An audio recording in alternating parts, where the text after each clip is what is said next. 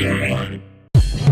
17 more, that'll get more. Cygnar versus Khador.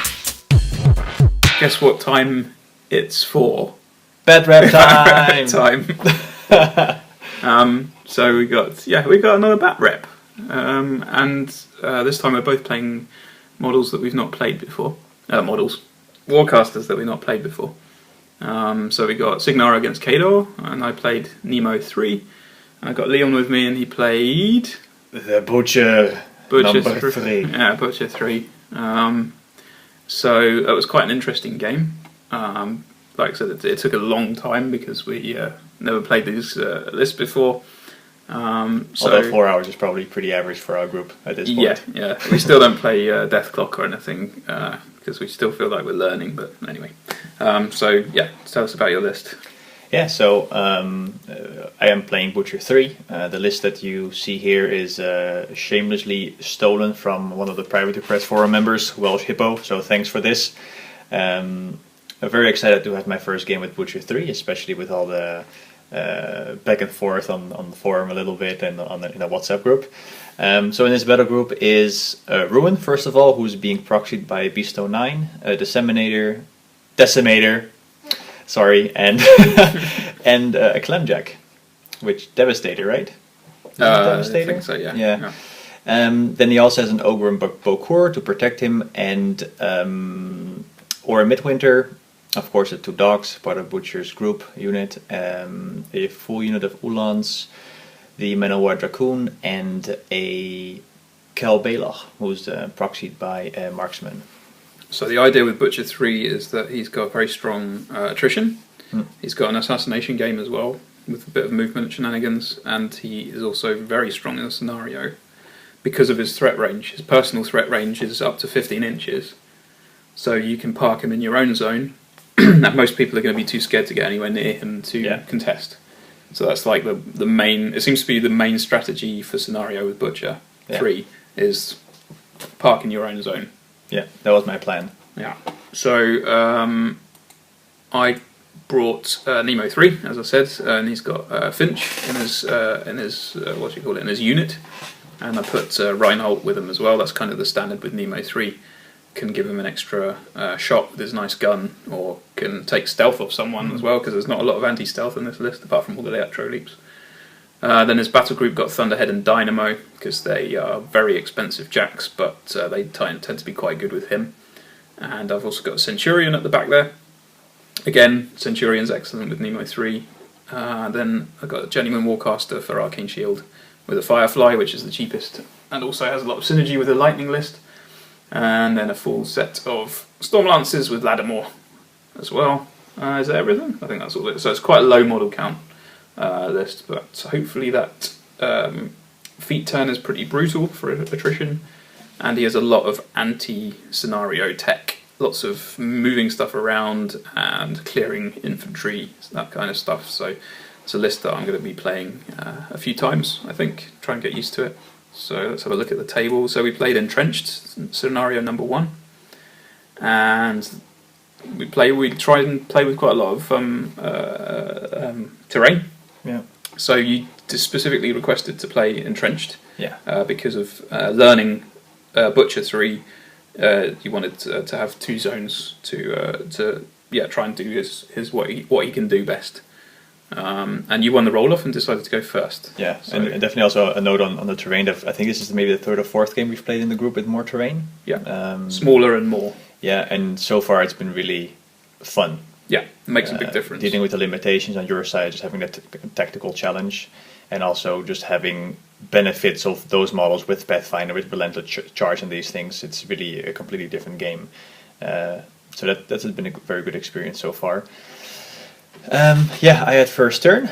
Like we already hinted at before, my main tactic is to move Butcher into my own zone, having him with a little bit of backup, keep clearing his own zone and keep scoring points throughout the game, while everything else occupies your army and your zone to give Butcher that space that he needs to bring in those points. Having an opening to maybe move towards your zone later in the game if I saw an opportunity, but that was the overall game plan going into my turn 1. So Butcher is opposite the closest corner of your zone. Yeah. They should be 11 inches away. Is that right? Could be. Anyway, so he's able to move directly forward and into his zone on the first turn. Yeah, That's the my plan. idea was that I should be able to walk into my zone on turn 2. Okay, and then he's got his jacks on either side of him and his dogs with him. Yeah. So that's all support for holding the zone. Yeah, so the decimator on his right side is meant as support in the zone just in case you want to contest. I can actually shoot you back with beatback. So I have a little bit of a tactical option there to help me with scoring those points. Ruin, in this case, because he also has Pathfinder, can either support in my own zone if needed, or because he's more in the center, help out the enemy zone. So a little bit more option there because he's also so fast. He can go either way, and having the Clamjack purely there to be in your zone, and you have to deal with so many armor boxes. That's why they were spread out like this. So, and the Ulans are there directly opposite my zone. So Yeah. It was obvious what your plan was there. Yes. So I set up completely skewed over to the right hand side. So my idea was I've got this big patch of rough terrain just in front of your zone on my side of the table. So getting into your zone is a bit of a problem for me. So my plan here is to defend my zone as much as possible. If I'd thought it through a bit more, I could have obviously seen what you were going to do on your turn, and then I probably would have deployed a bit differently. And I think me deploying all the way over on the side actually informed what you did on your first turn as well, a little bit. So Yeah, my it idea was that if you dared to bring your Ulans over, then I would wipe them out. And then I've got the Centurion actually in the centre of the board, but at the furthest on my left. And the idea is basically this gap between the forest and the house, then he'll just be sitting there and stopping you from moving through that gap. And then all I have to do is sit in my zone. But that was the plan anyway. Yeah. And then hopefully sort of chip away at the attrition game. So, looking at your first turn, where is it? There it is. There we go. Yes, I activated Butcher first, cast Silence of Death on the Ulans, and Energizer on the battle group. And as you can see here, Butcher just moves up, the dogs take position closer to the zone. One I'm keeping back to not have him killed early on. Jacks all move up. Nothing too special there. And as you can see on the right hand side, the Ulans move up to your zone, being in base to base for the armor bonus, being outside of even run range, I believe. Yeah. Except for the one, I wanted to kind of tempt you with the one, just in case you do want to be very aggressive. But they're all fairly far out, while still giving me the opportunity to charge anything in the zone and also slightly beyond. So you've basically got my zone covered with your Ulans, unless I run into your face with my Storm Lancers. Yeah, I didn't come into play, but I also try to layer my defenses a little bit. So here also the Dracoon is set up in such a way that if you do want to engage that Ulan in front of him, I can countercharge, as well as with the Clamjack there. Yeah, so it's pretty aggressive, and your plan is going exactly as you want at this point. So you've got Butcher who's halfway to his zone. So having Energizer means Butcher can move the same as a 7-inch speed guy. So he's got no problem getting to his zone for the first turn of scoring. And Energizer is really, really nice on Khador heavies because it gives them a little bit of extra, like a whole battle group gives them an extra speed. And it means they can sort of jig around a bit to get the angles for just in case you mess up or something is blocked. Which came into play a bit later in the game. So your question is what are you going to do about the Ulans, and I had two options, and it took me a long time to decide what to do. So option number one, which I think you maybe didn't consider when you moved them up as far as you did, was that I could charge them with my Storm Lancers, and although you're outside of my charge range, I could still use my assault shots to shoot your Ulans, and if I feated on turn one, then I could probably take out the Ulans along with all the Electroleaps and everything. I could probably take out Kel Baylock, possibly the Draken, and possibly the two Assassins, if I was lucky with all of the jumping Electroleaps. So that was option one, and if I had done that, then I'm still not sure if that would have been the better move. But what I decided to do in the end was I thought it was a bit of a shame to waste my feet when you've still got 3 heavies, including the clamjack and butcher, because my feet would be excellent for an assassination. So in the end, I decided to swing everything, do a refused flank, and swing everything back on the other side of the house. No problem for the Storm Lancers, but unfortunately that meant that the Storm Lancers were now behind all of my slower guys, so maybe that was a bit of a mistake. So I moved the Centurion straight forward, and he's sitting on the hill. I don't think he's quite on the hill, but he ran up and used his imprint to use Polarity Field, so there's no charges on him on your turn. And then everyone else is making sure they're well out of charge range of Ruin, who's got the same charge range as a Speed 8 Cavalry with Reach, and because he's got his bond with Butcher, and also your 2 Ulans there as well. So it was much more defensive first turn for me than I was imagining, and it's probably one of the more defensive turns I've seen you done in a long time. Yeah, because the Storm Lancers, this is the first time I've played against Cavalry in Mark III, actually. I've always had the Cavalry, but not played against it, and I think that made a big difference. And I'm still wondering whether it would have been better just to use up the feet, and just the shock of losing all of your Ulans in the first turn. At least I might have been able to defend my zone. Anyway, so yeah, that's what I did. I didn't do any attacks. I just moved my guys and put them in a position that they couldn't be charged, at least, by your guys. But it makes my zone very vulnerable, although I can still contest it just on the bottom left corner. But it makes your zone a bit more reachable. Whether or not that's a good thing or not, I don't know. So your second turn. Yeah. So as planned, Butcher moved up in such a way that he's towing the zone. Still quite well protected by the forest, so this means that I get to score some points later on, hopefully. The battle group again moves forward. In this case, I push up the Clamjack very aggressively to block your advance. So you can see he's basically standing between the forest and the house. Also, Butcher's dog moves up in between to not let anything basically pass. So you're trying to tempt me to kill the dog. Yeah, exactly. It's a very standard thing with Butcher because you can because of vengeance. Yeah, I mean, I don't know what at this point I would have done with the extra movement, to be honest, but I thought it was quite important also to give the Ulan some space to just block that off, and then give me the option to countercharge with Ulans, whatever is engaging the dog.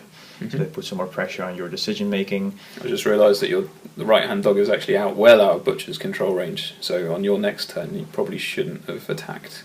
But I don't think you did any damage. So I actually forgot to attack with the dog in the next turn. Yeah, never mind. Then the Decimator, I'm about to get it right someday. Decimator just moved up aggressively to hopefully force you out of my zone and not engage too much. I was hoping to also get some shots in, but everything was out of range.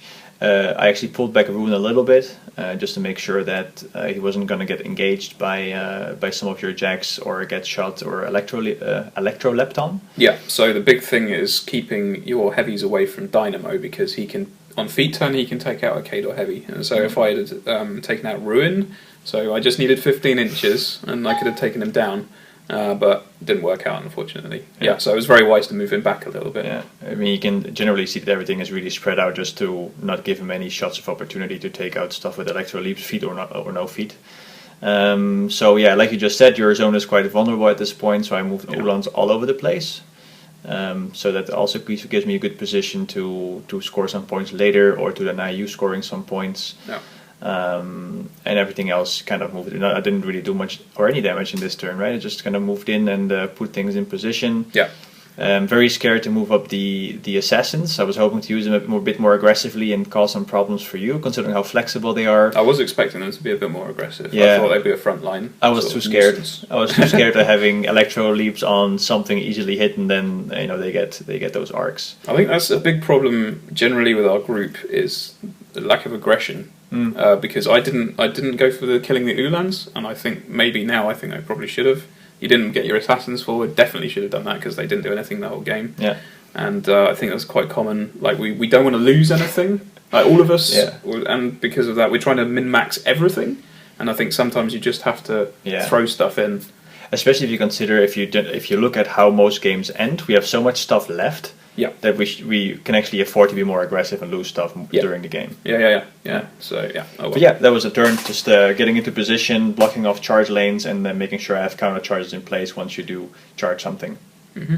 Yeah, so it was pretty good. I was at this point. All my guys are all squashed in the middle. You're in control of more than half of the board by a long way. I've got a house blocking my view to my own zone, and all of my guys are only just inside running distance of your zone. So already, I think I'm on the back foot at this point. So what did I do?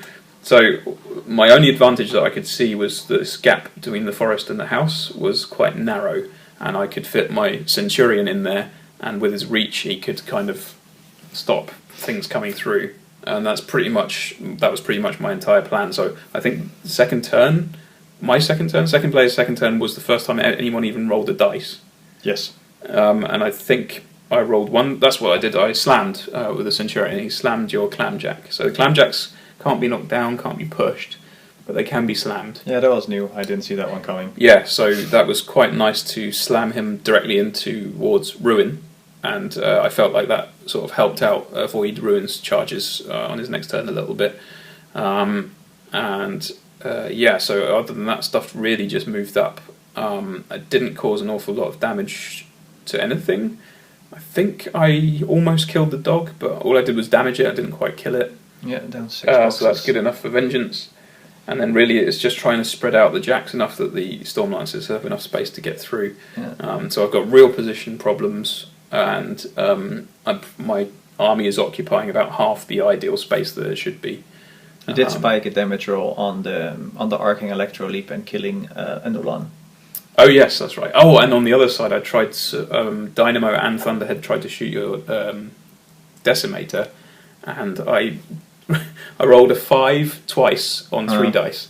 So he should have been, if not dead, then useless. But should have. It's entirely my fault from relying on 2 rolls, but still, I did a lot less damage than I expected to do, and he was completely fine for activating on the following turn. Without going into the details for every single model, I'm trying to squeeze everything up behind the Centurion, and a Centurion sitting there trying to hold back your entire army. Yeah, he was brave. Yeah, so but I'm thinking so of good. the film 300, he's sitting between the gates. Yeah. Centurion's really, really nice, especially with Nemo with his armor spell. So you don't have to use the armor spell from the junior Warcaster. Yeah. And Nemo's armor spell also gives him a repulsor field. So that didn't even come into play. No. That can also be super useful. But that would have been great. Ruiner could have run up to him, hit him once, and then been out of his melee range. So very resilient. But so he did quite a lot of work without actually doing anything on that turn, I think. So here's your next turn. So that's I did score a point in this turn. Because, at the end of my turn, you got your zone point. Yeah. Yeah. The other zone was of course still contested by your objective, but I did score the 1 point for Butcher. So this was my go big or go home turn. I figured I can either play it more defensively, but I have such an aggressive position already, and I have board control. So let's just do as much damage as I can, especially knowing that I have to take out the stuff that can really hurt Butcher, which is in this case, of course, your jacks. Because if I manage to kill those, then nothing can really hurt Butcher anymore. So the more of the big models I take out, the easier it'll be late game for Butcher to just do his thing and kill some models himself. First thing I looked at was assassination in this turn when I started. Because Butcher couldn't energize up and do all of his movement stuff to reach the storm lens at the bottom of the screen. And then with doing Impending Doom, I could have most likely pulled Nemo towards me with the proper positioning and already finished it off there. And you were nice enough to say, again, we've not played these casters before, so you were nice enough to say that it's not possible because of your spell and nothing can be pushed. So Magnetic Field is a nice anti-opponent movement spell for your battle group. So it stops pushes, slam movement, and all that kind of stuff. So Nemo would have just not been affected by your push spell. Yeah. You were right. That would have been a very nasty assassination angle because of how far away Nemo is. Yeah, and super far. Yeah. But it wouldn't have worked out. I mean, I did have a choice of just watching you do it and then say nope at the end. But I thought first of all, it's not very gentlemanly, but second of all, it's the first time playing these lists. Yeah. So it would have been a bit unfair. And only at this point I understood why you even chose Nemo 3 to begin with. Yeah, so he's... Like, that completely makes sense, because... It's also super nice to, later in the game, to pull Warjacks towards me, and then Butcher has no issues taking out 2 Warjacks in one turn. Yeah. And all of that then went out of the window at this point. Yeah, so you might have... he's got reach and everything, so you might have been able to take out a couple of Warjacks, but I would still have enough on the board to assassinate Butcher on the next turn. Yeah. So with that plan out of the window, I figured to have my army do most of the work, so I gave a bunch of focus to the Decimator. Ruin was a little bit of a tricky thing. I wasn't really sure if I wanted to keep him back for later in the game or already commit him. I figured in the end that he was of course knocked down, so I had to spend a focus shaking this effect. Decided to charge him into the to Dynamo with the 2 focus that he had. And after being pushed back, the Clamjack again moved up into the face of the your Centurion. Yeah. So they're holding each other up and making sure nothing moves towards Butcher, or I guess vice versa also in your case. And that went pretty well. The Decimator took out a bunch of boxes on the Thunderhead. Yeah, took out one of his arms. His arms, yeah. But other than that, he was alright. So he's got armor 19, which is pretty okay. And it was alright. Took a free strike on the way in, which did some damage on the Decimator.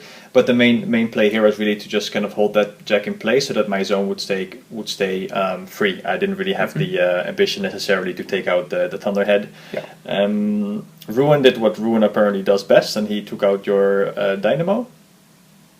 Also taking a free strike on the way in from your Centurion. Yeah, I think it was still the right thing to do though. Ruin wants to be aggressive, and if he dies, then you've taken out an equally costed character Jack, who was capable of shooting a Khador heavy to death. Yeah. So yeah, it was definitely the right thing. You're still at your feet, so that was going to come next turn anyway, considering how engaged we were. Yes. Yeah. And also the other threat there with Dynamo was moving him up in your turn and actually shooting at Butcher. Which would have been a thing, and if not, you would have feeded and then probably taken out Ruin in return. So either committing him or probably being taken out in return. Yeah. So then that went pretty well. At least I'm stalling your army from getting into my zone. Yeah. And what did my Uhlans do actually? There's nothing really there. They charged the objective and took it out and then repositioned. Oh yeah, but then exactly. Then repositioned. That's what's confusing. Yeah, exactly. So I took out the objective with shooting as well as the charging Uhlans. Another point. Yeah, and then moving them back so that everything is 4 inches apart for electro leaps on feet turn. Took the last Stormlance out of the zone. So you got a point for your zone, a point for my zone, and a point for the objective. Correct. So that puts you on 4 points at this point. Yeah, second so turn. I'm really starting... I mean, the more I think about it, the more I think not being aggressive on my first turn was a big mistake, because it got you that extra turn that you needed to get up the board. Yeah, I would have had 2 points less at this point. Yeah, so you're... Not only have I failed to keep my own zone, but I'm also failing to contest your zone. So if you're playing Butcher 3, you need to secure your own zone. If there's anything I've learned from this game. So even though I would have lost the Stormlances on the following turn, I would have been able to countercharge with everything I had on the turn after that. And that would have been the feat. No, it wouldn't have been the feat, but it would have been enough to probably... sort of the peace exchange would have been pretty good. So yeah, anyway, that's all stuff that didn't happen. So what I've got to do is I've got to stop you from getting a single point on my turn, and try and stop you from getting a point on your turn. Yes, and that's a pretty tall order. But you still have most of your heavy pieces left, and also your fast cavalry. Yeah, so I've lost Dynamo, which was a pretty heavy blow, but so I'm still on my feet, and it worked out pretty well. And if it had been an attrition question, then this would have put you on the back foot, definitely. So, generally speaking, I was able to... Well, the first thing I did was activate Nemo's unit and feet, and then I was able to walk up to... this was so satisfying, and it felt so cinematic. It was, Nemo, this weedy little old man with his staff, walks up to Ruin and does the slam spell on him. So this 60-ton Jack gets knocked on his ass, He only got moved 2 inches back, unfortunately. So I was hoping to knock him on top of the dog, the Argus.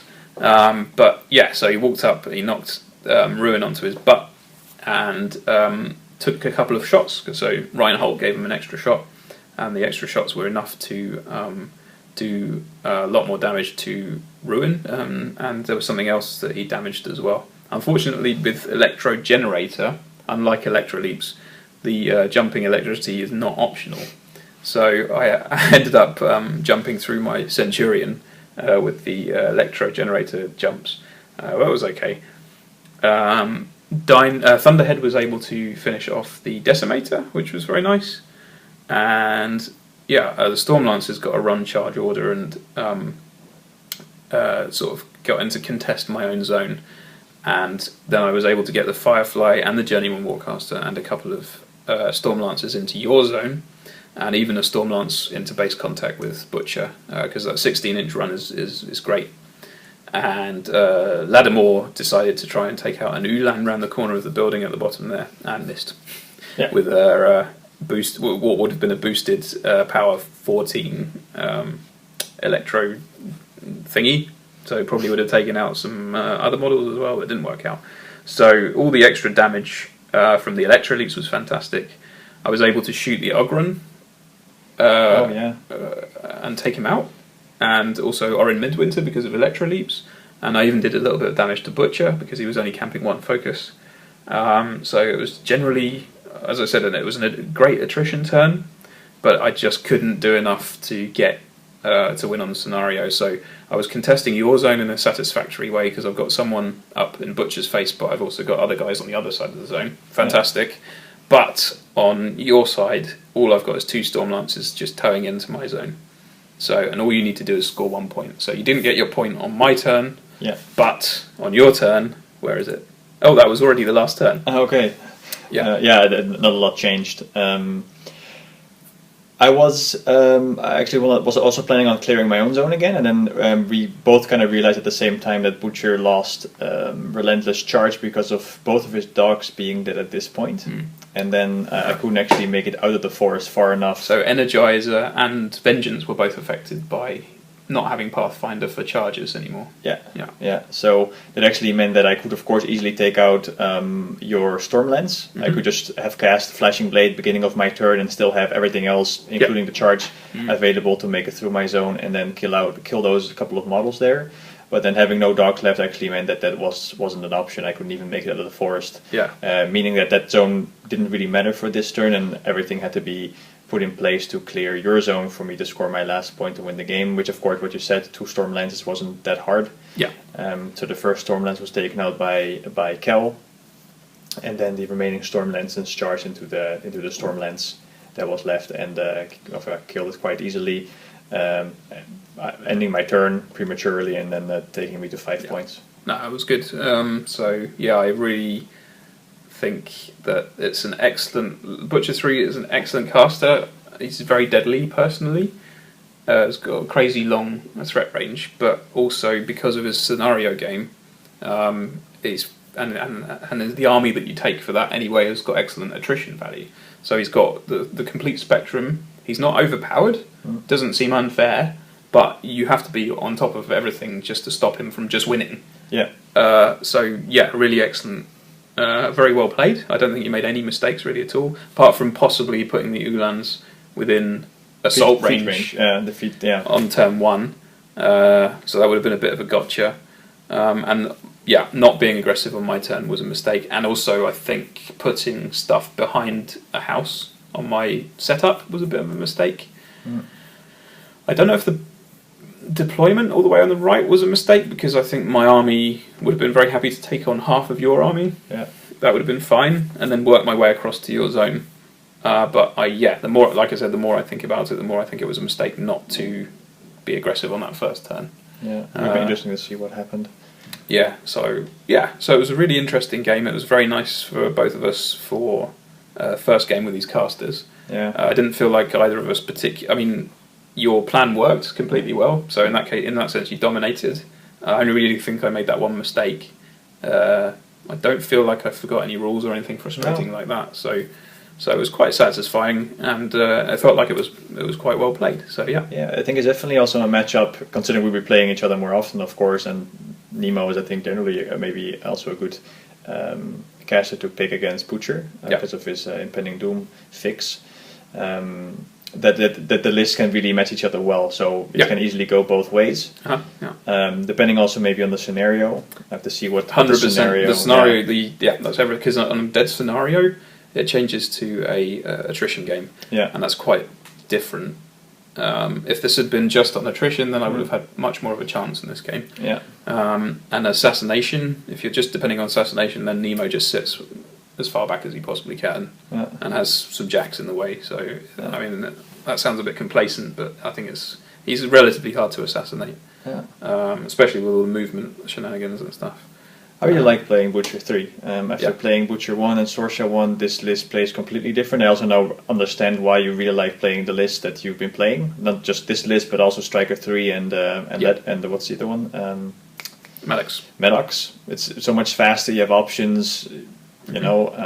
If you're used to Khador jacks, then having speed 8 infantry, is or cavalry feels good. And a caster that can also do multiple things instead of just only supporting infantry or only kind of zipping around the field. So it's flexible, it's fast, it hits hard where it needs to hit hard. I didn't miss shooting so much of just having this single guy that can shoot. No, I think you're against your resilient list, enough. Shooting is kind of ineffective anyway, considering everything is high armor and. Yeah, you don't want to shoot the Centurion. He's pretty invincible against shooting, but armor 20 cavalry is great. Armor 19 cavalry is great on the Khador side as well. I think you played aggressively with your cavalry, and I think that really paid off. Yeah, a very fun list. Definitely more fun than I've had in a long time with Sorsha 1 or any of the other casters in MK3 so far. Cool. Anyway, so we better stop there. We're already over half an hour, so so we'll see you on the next one. Ciao.